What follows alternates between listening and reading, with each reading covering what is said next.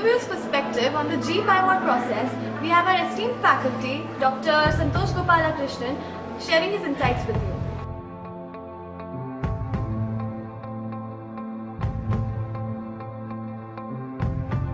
So good morning, and so as you enter the last leg of your preparations, and if you ask me as to what does SIBM look for in a prospective candidate, so at the interview stage, when you come down to the interview stage, more than your academics, we know that you've done well, and we've vetted that very well as well. So we are not looking at your academics more so as much as we are looking for what you did along with your academics. Academics is a given thing that we understand that everyone who's reached this stage has had cleared those landmarks, those questions. So we know that you have it with you, those grades and those numbers. But what you probably may need is your extracurricular or co-curricular skills. We look for how confident you are as a student. We look for probably, and at this stage, it's also that being the last leg, you wouldn't be able to add much or do something really drastically different. So what we would be looking at is how do you present yourself, how confident you are, how grounded you are, how genuine you are, and how connected you are with your own CV. At the end of the day, I believe your CV is you on paper.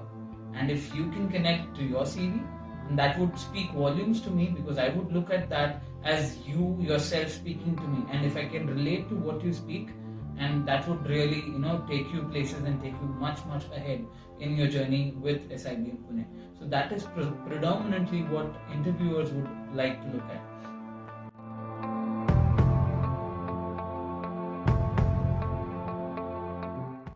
So if you're looking for freshers, and if you are a fresher, don't fret and don't worry, because we are here at SIBM to welcome you as well.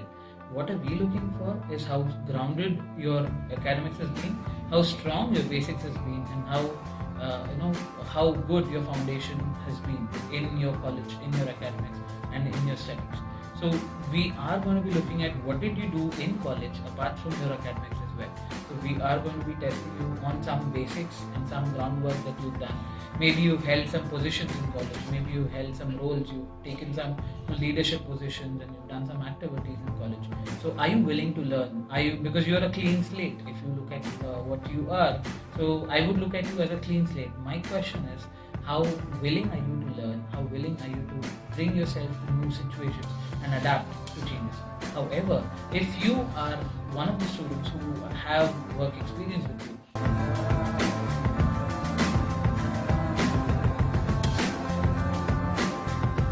if you are a candidate with work experience, what are we looking at is someone who's not only played operational roles, we believe you have, right? But apart from that, because you are in here for a management experience and to a B school, and as good a B school as SIBM Pune, that has got a tremendous legacy in its past, which is going to be carried on your shoulders.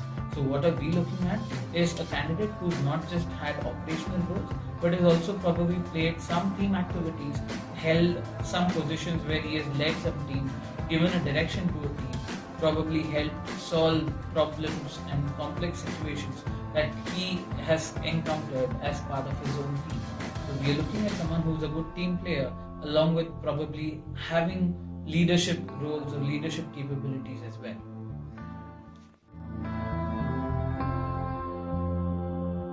So coming to some of your last minute tips, I would request you to prepare on your current affairs, read up on your current affairs, read up on the latest news that's happening in and around you, in and around the world especially.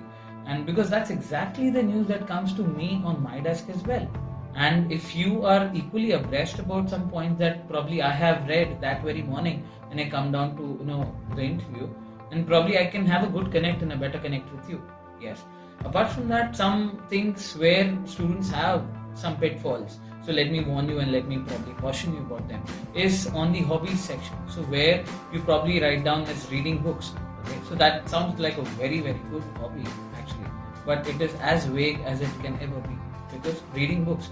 So the next question would be, what kind of books do you read? Okay, whom do you read? Whom do you follow? Do you have an opinion about them? Right?